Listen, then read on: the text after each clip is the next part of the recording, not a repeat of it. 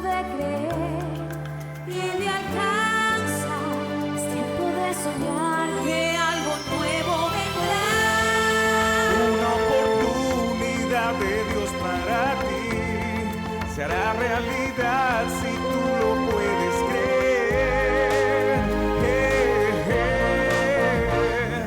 Cree, todo es posible. Cree, nada es difícil. Cree, la victoria está en ti. Pensando un poco en los planes y el incluir a Dios en los planes, quisiera introducirme con esta porción. Proverbios capítulo 3 y dice en el verso 5 en adelante: fíate de Jehová de todo tu corazón y no te apoyes en tu propia prudencia. Una de las cosas que puede estropear nuestra confianza en Dios es nuestra prudencia. La Biblia dice aquí: confía en Dios, fíate en Dios, es decir, ten fe en el Señor y no te apoyes en tu prudencia. Es que aquí hay dos opciones: o yo creo que es prudente, o yo le creo a Dios que es prudente. Pero la prudencia del hombre no va a caminar con la fe que podemos tener en el Señor. La fe siempre arriesga. El hombre en su prudencia se va a detener a avanzar por el hecho de la prudencia. Entonces no estoy hablando de imprudencia, estoy hablando de confiar en Dios más allá de la prudencia humana. Alguien podría decir: ¿cómo yo puedo dar al Señor en la situación en la que estoy? Y alguien podría calificar de imprudente dar una ofrenda en un tiempo de escasez. Pero los cielos lo ven diferente. La confianza en el Señor nos enseña a dar de lo que tengamos, porque dando recibimos. Siga leyendo conmigo. Luego dice: reconócelo en todos tus caminos y Él enderezará tus veredas. El pastor el domingo anterior nos animaba a incluir a Dios en nuestros planes. Una garantía de que los planes funcionen es cuando tú y yo invitamos a Dios a ser parte de ellos. Los planes bendecidos por Dios le pegan porque le pegan al objetivo. Planificar invitando a Dios a nuestra vida es como jugar bolos con boyas. Cuando uno es muchacho o quiere seguro pegarle, le ponen las boyitas en los canales, y si o no que tire uno como tire, la bola va a llegar y le va a dar de alguna forma, ¿verdad? Entonces, cuando nosotros incluimos a Dios en nuestros planes, tenemos la garantía que Él va a enderezar nuestras veredas. De que si por ahí nos empezamos a desviar, Dios mismo se va a encargar de que nuestras veredas sean enderezadas. Sumemos a Dios en nuestros planes. Vea el verso 7, dice: no seas sabio en tu propia opinión, teme a Jehová. Pregunto yo, ¿cuál es el principio de la sabiduría? Entonces dice: no seas sabio en lo que piensas tú, aprende a temer a Dios, porque en la medida que a Dios respetes, obtendrás sabiduría divina. Es lo mismo con la confianza y la prudencia. Lo que va a estropear la sabiduría divina es la sabiduría del hombre. Por eso dice: no te apoyes en lo que piensas tú que es sabio, respeta y teme a Dios. Entonces dice la palabra que acá nos apartaremos del mal y será medicina a nuestro cuerpo y refrigerio para nuestros huesos. Este es un verso que a lo mejor cuesta entender un poco, el hecho de cómo en la sabiduría divina, que es espiritual, hay un resultado en el cuerpo que es materia. Yo quiero que ustedes vean esta relación, porque no se puede separar lo espiritual de lo material, lo que muchos hacen. No podemos, solo tome este principio: el Señor nos hizo a nosotros espíritu, alma y materia. Esto que ustedes tocan aquí, toque lo que pueda tocar, lo propio, toque su cuerpo, ¿verdad? Toque donde tenga más cuerpo. Hay algunos que pueden tocar, ¿verdad? Eso que está ahí está ligado al espíritu. Usted no puede separar lo espiritual de lo material, porque si usted intenta separar su espíritu del cuerpo, el espíritu se va volando a Dios y el cuerpo se desploma. ¿Por qué? Porque este cuerpo de materia está de pie por el soplo de vida de Dios.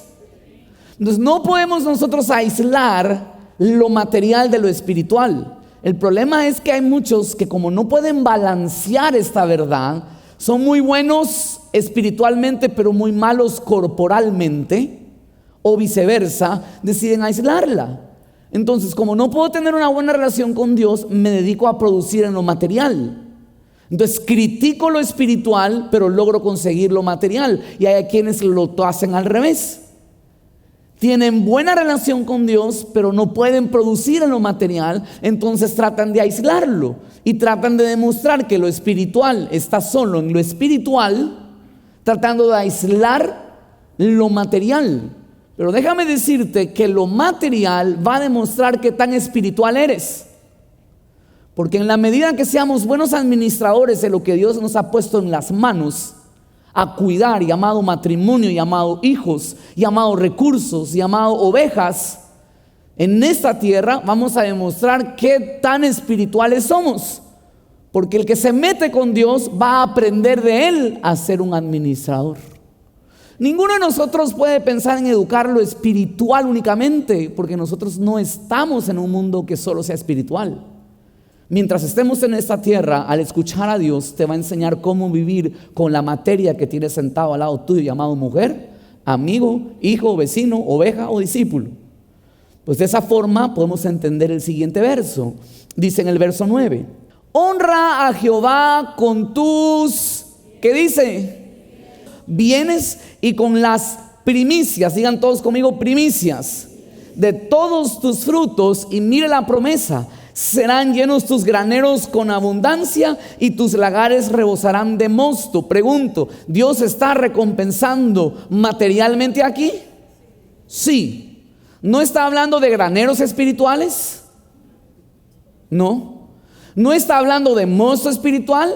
Está hablando de vino y está hablando de abundantes granos para nuestra manutención, que vienen de una consecuencia de honrar a Dios. Pregunto yo, ¿honrar a Dios es algo espiritual? Sí, honramos a Dios, es algo espiritual, pero lo honramos espiritualmente con lo material que tenemos en esta tierra. ¿Ve lo ligado que está? Pues de la misma forma funciona en tu matrimonio o en el amor que expresas. Tú no puedes expresar el amor sin algo que acompañe el amor. Por amor expresamos nosotros en una manutención. Amén, varones de cada casa. Por amor pagamos las cuentas. Por amor se paga la tarjeta de crédito. Por amor se paga el colegio de los niños. Por amor, digan todos conmigo, por amor, por amor, por amor, por amor. Hay que convencernos de eso, ¿verdad? Por amor. Entonces, esta unión que vemos aquí, la vemos reflejada en este verso. Dios dice, me honras con tus bienes. Entonces, el que me diga que no tiene que tener bienes, que se lo pregunte a Dios, porque Dios quiere que le honremos con lo que poseemos. Pero la honra que le hacemos a nuestros padres es una honra económica. No puede ser que vivas bajo el techo de tus padres y ya ganes dinero y no aportes en nada en casa. No es correcto. Hay que honrar de lo que nosotros trabajamos a nuestros padres. Es lo que Dios está esperando, y Dios como Padre nos dice lo mismo: me honras con tus bienes y me honras con tus primicias de los frutos. El concepto de las primeras cosas para Dios tiene un valor más grande de lo que tú y yo podemos entender. Cuando a Dios le traemos las primeras cosas, escúcheme lo que le quiero enseñar, le estamos demostrando a Dios que el dueño del primer lugar es Él. Cuando a Dios le traemos nuestras primeras cosas, que las primeras cosas tienen un especial valor, y las ponemos delante del Señor, estamos demostrándole a Dios que el primer lugar no lo tiene la primicia, sino que lo tiene Él, el proveedor de la primicia. Usted si tiene una pluma, entonces con esa pluma va a agarrar y va a decir: yo honro a mi Señor, pongo al servicio del Señor la pluma que Él me ha dado. No sé si me estoy explicando, pero el que quiere ser fiel en las cosas mayores tiene que aprender a ser fiel en las cosas menores. Y las cosas que Dios nos ha dado es para que las usemos, y mayormente al servicio del Señor. Yo recuerdo tanto el testimonio de una familia que me decía: pastor, nuestra casa era pequeña y me dijeron no podemos hacer grupo. Y yo le dije de broma: mire, haga el grupo y si es necesario tumbe la pared para que vaya hasta el otro lado. La tumbaron. Y me fueron a decir: pastor, tumbamos la pared. Y yo: ¿en serio, hermano? Porque usted dijo que si hacíamos eso le iba a ser fiel. Y quiero decirle algo: hoy tenemos casa propia y vamos a inaugurar el grupo ahí. Cuando honramos el nombre del Señor con nuestros bienes, mostramos qué tan espirituales somos a la voz de Dios. Si usted no honra a Dios con los bienes que tiene, me está hablando de qué tan poca espiritualidad usted puede mantener. Porque si usted se mete con Dios, va a escuchar el mensaje del corazón de Dios. El Señor nos bendice para que seamos de bendición. Esa es la razón por la cual Dios bendice a su pueblo, para que seamos de bendición. Entonces dice el proverbio: honra al Señor con tus bienes y con las primicias de todos tus frutos. Cuando hablamos de las primicias, estamos hablando de las primeras cosas. Y si el Señor llama algo primero, es porque va a haber un segundo y un tercero. Si solo nos quedásemos con lo primero, no pudiese llamarse primero, debería llamarse único. Pero cuando se habla de algo primero, es porque va a consecuencia venir algo más llamado segundo o tercero. Las primeras cosas, diga conmigo primicias. ¿Sabe que el original de la palabra primicia en el hebreo significa una promesa por venir? ¿Qué tan cierto es lo que hoy estoy compartiéndoles hoy de la primera, entendiendo que hay un segundo y un tercero? Que la palabra primicias anuncia una promesa que está por venir. Mire conmigo Romanos capítulo 11 y verso 16. Llegue conmigo hasta allá. Romanos 11 y verso 16 dice: si las primicias son santas, también lo es la masa restante. Y si la raíz es santa, también lo son las ramas. Quiero que vea el concepto que se encierra en las primeras cosas. Dios dice que si las primicias son santificadas, el resto de la masa lo será. ¿Y quién es el que santifica? Dios. Entonces, Dios no es un Dios caprichoso que está queriendo el primer lugar o las primeras cosas porque las quiere tener, sino que Él sabe que en Él está contenido el poder, que cuando se bendice lo primero, el resto queda santificado. Entonces por eso la palabra dice que debemos de traer nuestras primicias al Señor de todos nuestros frutos, porque el deseo de Dios es bendecir el resto de la masa. Pero el principio bíblico para la vida bendecida tiene un orden. Dios bendice lo primero y el restante queda bendecido. Dios bendice la raíz y las ramas quedan benditas. Cuando el pueblo salió de Egipto, Dios se los estableció así. Quiero que mire Éxodo capítulo 13 y verso 11. Rápidamente venga conmigo a ver acá. Éxodo 13 y verso 11. Cuando los iba a sacar de la esclavitud y los llevaba a la tierra prometida, les dijo: cuando Jehová te haya metido en la tierra del cananeo, como te ha jurado, a ti y a tus padres, y cuando te la hubiere dado, dedicarás a Jehová todo aquel que abriere matriz.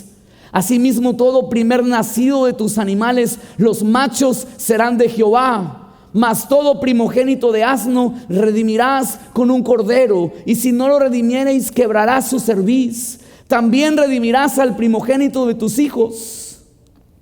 Cuando Dios sacó al pueblo, les enseñó el principio de las primeras cosas, porque les dijo: si salen de la esclavitud y me ofrecen las primeras cosas, Él sabía que el resto de las cosas quedarían bendecidas.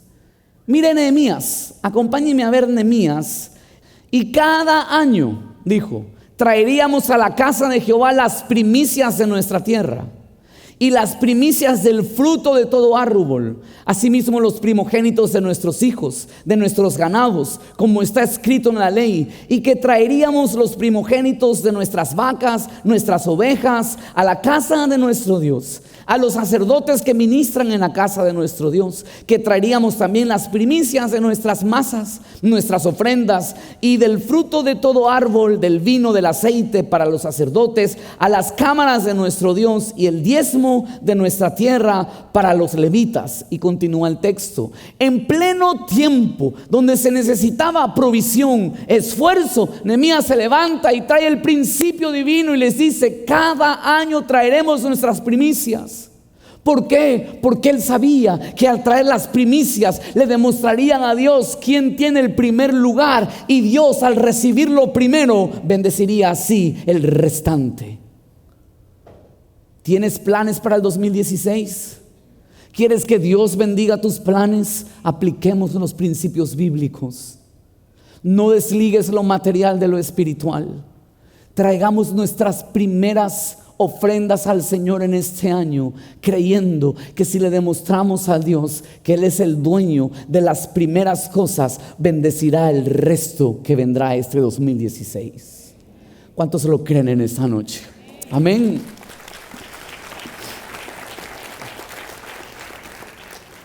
Dios instituyó eso en la ley, pero no nació en la ley que le dio a Moisés. Ya nació desde el principio con los primeros hombres en la tierra. Mire Génesis, quiero que vea la primera ofrenda registrada en la palabra. Génesis capítulo 4, versos 1 en adelante. Conoció Adán a su mujer Eva, la cual concibió y dio a luz a Caín, y dijo: por voluntad de Jehová he adquirido varón. Después dio a luz a su hermano Abel, y Abel fue pastor de ovejas, y Caín labrador de la tierra. Y aconteció, andando el tiempo, que Caín trajo del fruto de la tierra una ofrenda a Jehová, y Abel trajo también de los primogénitos de sus ovejas, de lo más gordo de ellas. Y miró Jehová con agrado a Abel y a su ofrenda, pero no miró con agrado a Caín y a la ofrenda suya. Usted conoce el resto de la historia, pero yo quiero que nos enfoquemos en los versos que le leí. Dice la palabra: y andando el tiempo, ofrendaron a Dios. Eso me deja a mí entender que en el tiempo ellos aprendieron a ofrendar de sus padres, porque durante el tiempo, cuando les llegó el tiempo de producir, sabían qué dar. Y dice que Caín dio un fruto de la tierra. ¿Era una ofrenda? Sí, era una ofrenda. Dios mira quién da y Dios mira qué damos. Porque Caín dio una ofrenda, pero la ofrenda de Caín fue una ofrenda que no tuvo prioridad para él. En cambio, la ofrenda de Abel tuvo prioridad para con Dios. Los dos ofrendaron, pero a quien tocó el corazón de Dios fue a quien priorizó para darle a Dios.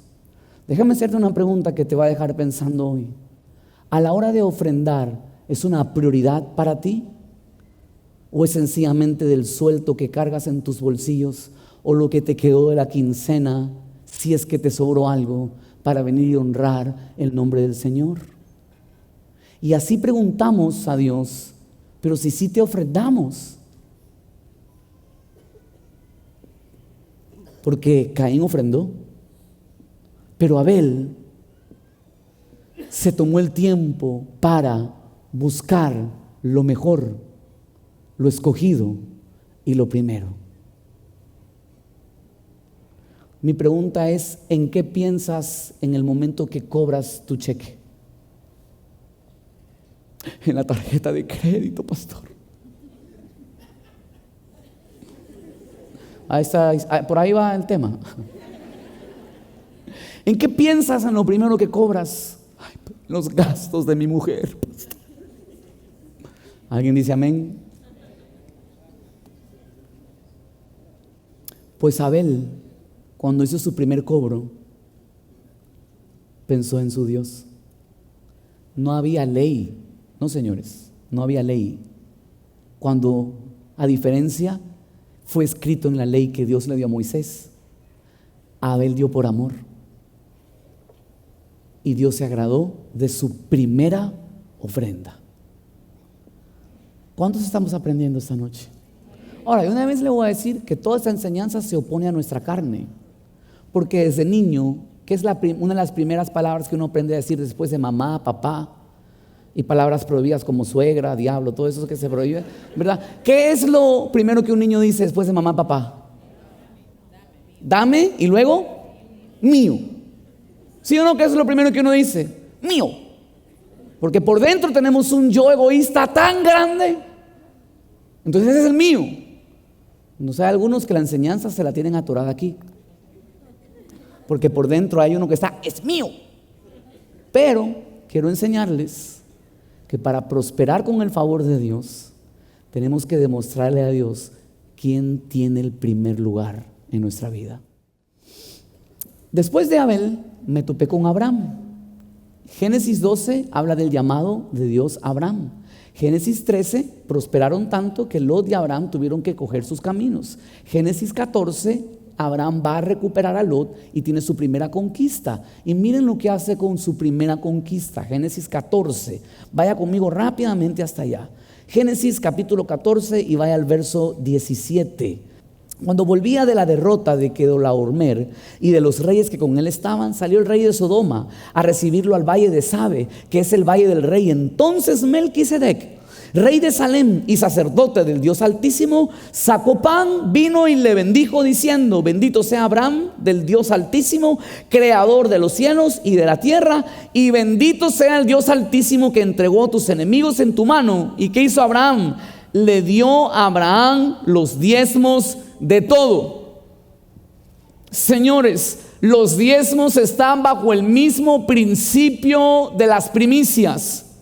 Abraham en su primera conquista agarró y dio el diezmo al sacerdote a causa de la bendición que había recibido. Y si usted lee atentamente lo que pasa en Génesis 15, se va a dar cuenta de la respuesta de Dios después de que Abraham diezmó.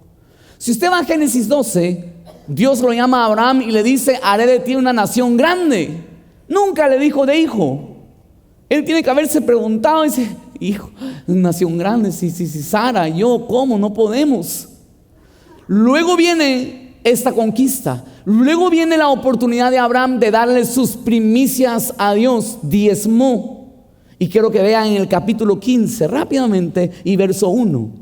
Después de estas cosas, el verso 1 dice: la palabra de Jehová vino a Abraham en visión diciendo: no temas, Abraham, yo soy tu escudo y tu galardón será sobremanera grande. Respondió Abraham: Señor Jehová, ¿qué me darás siendo así que ando sin hijo? Y el mayordomo de mi casa es ese Damaseno Eliezer. Dijo también Abraham: mira que no me has dado prole, y aquí que será mi heredero un esclavo nacido en mi casa. Luego vino a él palabra de Jehová diciendo: no te heredará sino un hijo tuyo será el que te heredará.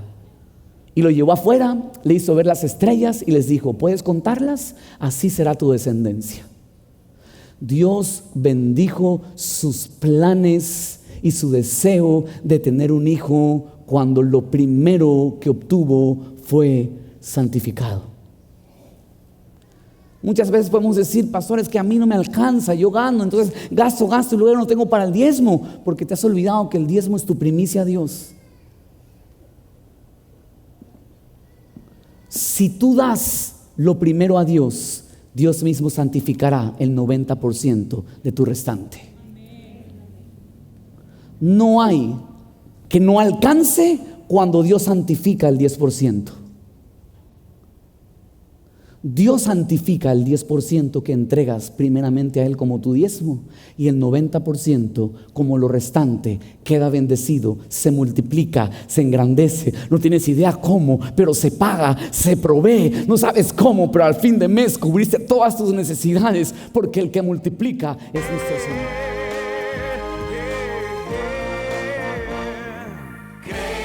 Todo es posible, nada es difícil. La victoria está en ti si hoy tú puedes creer. Todo es posible, nada es difícil. Lo mejor está en ti aquí en Casa de Fe.